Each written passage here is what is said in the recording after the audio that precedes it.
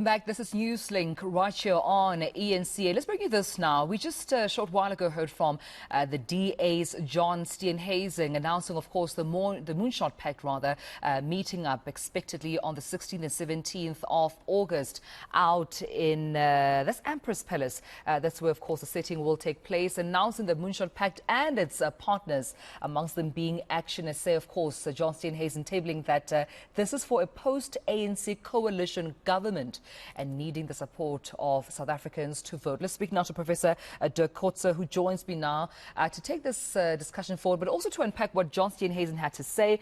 Prof, thank you so much for your time and good morning to you. Is this the answer towards a post-ANC coalition government, the moonshot pact? We know the DA, since its Congress, has been, of course, speaking about this pact, and they're due to meet in August. Yes, this is what the DA presents to the South African public and to other co-political parties also, is their concept of what they call it a moonshot pact. It is basically a pre-election alliance that they want to form. It's not, as I understand them, it's not about bringing the parties together as one participant in the elections, but rather a cooperative type of arrangement that they have. I think what we are seeing here is what he has talked about this morning, and it was a very short message actually, is focusing very much on the voters, and especially the unregistered voters, because he's saying that at this point in time they don't have a majority yet, the six parties that are part of it at the moment. But if more people can register, and we know that there has been, since the last about 3 elections, a significant decline in the number of registered voters to an alarming low level. If that can be turned around, it might change the dynamics, according to him. Prof, according to you, does this moonshot pact stand a chance of a 50+1%? It all depends on what is going to happen with the ANC. You know, there's sort of 2 dynamics working at the same time. The one is for them to be able to attract support from the voters in next year's election. The other dynamic is that our voters not wanting to vote for the ANC anymore. And we've seen this in the last number of elections of the gradual decline of the ANC, not so much a growth of the opposition parties, but rather a decline of the ANC, and that those were either because of voters who abstained from voting, who didn't participate in the elections, and therefore the voter turnout also decreased, or that they became part of smaller parties, quite a huge number of small parties that receive. So I think this is going to determine the dynamics of, or the prospects of this moonshot pact, is that whatever happens to the ANC, that they must gain from it and not necessarily other smaller parties. And I think that is why he warned also, or his message to the public in general this morning is, don't go for other parties that are not part of this grouping, but who might still be aligned in some other way to the ANC. He mentioned the Patriotic Alliance, Good Party of Patricia de Lille and others. So I think this is the uncertain element that they cannot control at this point in time, of where are the ANC losses going to go to. But did you think, Prof, it was just a warning to the parties, you know, against these opposition parties? You named them, the EFF, PA Good, Al Jamaa, or was he also saying that the pact would not be willing to equally work with these parties? I'm just thinking, what are the possibilities that, you know, they may turn around and we might see some of these parties, if not all, also joining in the pact just after the statement by John Steenhuisen? I think it will be a mistake from his side, given the strategy he's following, to exclude them. And that will, for example, also apply to parties like the ACDP, that is not yet part of it. Musi Maimani's BOSA, Building of One South Africa, which is not part of his Rise in Mzansi. These are all possibilities. But I think he has to convince them that they are not going to give up their newfound positions, their new identities that they want to establish. The same very much applies to Action SA. The Freedom Front Plus is very vocal about it, that they participate in this process, but they want to maintain their identity as a party in this. And this is going to be the very fine balance that they will have to find, and that the DA will have to allow for in such a formation. We know many people are saying the DA is arrogant. They try to dominate the situation.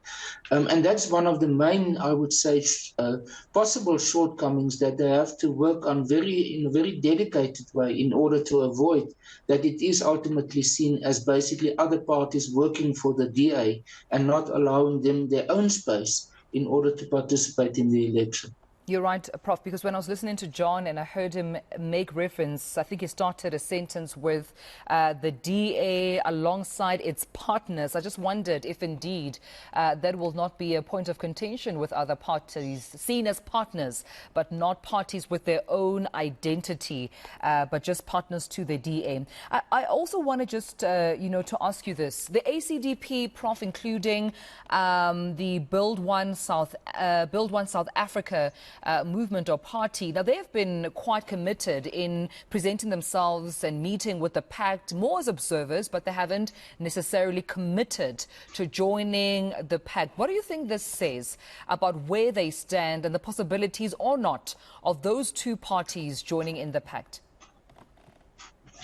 I think for both of them, it is very much about their own identity, about not being seen as being co-opted by the DA into this formation, but rather to say, we will participate because, in essence, the ACDP is still a coalition partner with the DA. For example, in Tshwane, it's working together in Johannesburg and Ekurhuleni with the DA.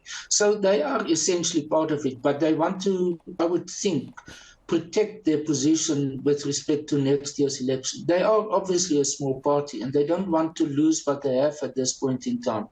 And I think for Mmusi Maimane, it's a new movement. It's a new party converted into a movement. It will be his first test in an election about what is the strength of their constituency. And at this stage, I think he doesn't want to compromise it in any way of saying, but you are actually going back to the DA. So you don't provide something unique, which is not DA. It's sort of a diluted form of, or different form of the DA that you present. I think the same applies, for example, also to other organizations that are emerging and political parties. Rise Mzansi is certainly on the horizon and is very prominent as a party in terms of positioning itself for next year's election. And they might fill a gap that the other parties cannot do, especially amongst the younger voters, the up-and-coming sort of professional middle class and others that are very strongly affiliated to Rise Mzansi. Yeah. Prophet, my last question to you, and I asked this question to Michael Beaumont of Action SA yesterday as well. The voter, right? John Steenhuisen making mention to the voter. He said actually register to save South Africa, he said not only should you allow this pact to meet come the convention, but be a part of helping this pact. Call on your friends, your family, your circles, call on, some of the, what he terms delusioned voters, and make sure that you essentially recruit others and persuade them into supporting the pact. I just wonder, Prof, if South Africans at this stage are fully aware of what coalition governments are and what was implicated of a coalition government. Is there enough education and awareness around a coalition government? Because if a voter says, I'm voting for Al-Jamaa, for instance, they're essentially saying, I'm not voting for the next party, but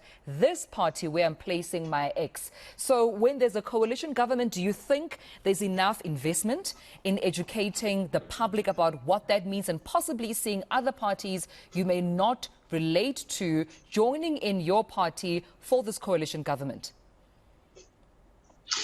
No, I don't think there's enough public knowledge about this, and I think this is why the notion of coalition governments have a very negative connotation at the moment. Now, over and above the problems of, for example, Johannesburg in the past, Tshwane, Ekurhuleni, Mogale City, and others, especially or mainly in Gauteng. Many of the other coalitions or cooperation governments are working very well in the country. There's about 80 of them. They don't receive the same public attention.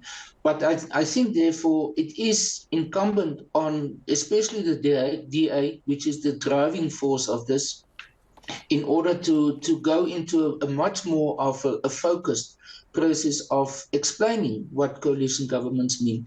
Now, this moonshot pact is even more of a complication because it's not a coalition government, or it's not a coalition at this point in time. It is a pre-election formation. It is they haven't reached the point yet that they can sign an agreement and say, we will be the coalition of a certain province or nationally. They have to wait for the results of the election before that can be finalized. What they want to do now is to lay a foundation about common values, common principles, common understandings. For example, how they will deal with something at national and provincial level that can become very divisive, and that is how to compose, for example, the cabinet. In many countries of the world where they form coalitions, that is one of the most sticky parts of the negotiation process, is how to allocate the different seats in the cabinet. Even if we go back to the Government of National Unity in 1994, that was quite a complicated process then. So these are the things that they can talk about now, but it is in a sense preliminary. It's not that they can come to a final conclusion about it. And the public, I don't think, really understand this. They understand the concept of coalitions and coalition governments because they can see them, and with the associated problems in some instances. So the DA must explain what type of guarantees can they give to the public that the problems of some of the metros are not going to replicate themselves at national and provincial level in coalitions there. And I think that's a tough task for the DA, and that is what they haven't yet done or to inform the public in that, because in some cases they can't give guarantees. It's not so possible, it's because of the uncertainty of what will be the final election results. Absolutely, and I appreciate you speaking to me about this. Thank you so much, Professor Dirk Coetzee, for your time. At the back of the DA's John Steenhuisen, given that briefing just earlier on, tabling the Moonshot Pact, expected to commence with its national convention on the 16th and 17th of August this year out at Emperor's Palace. This saying the DA, alongside its partners, these are other political parties joining them in to form this pact, all with the goal of acquiring a majority, 50+1%, and according to John Steenhuisen, providing a post-ANC coalition government ahead of next year's 2024 elections.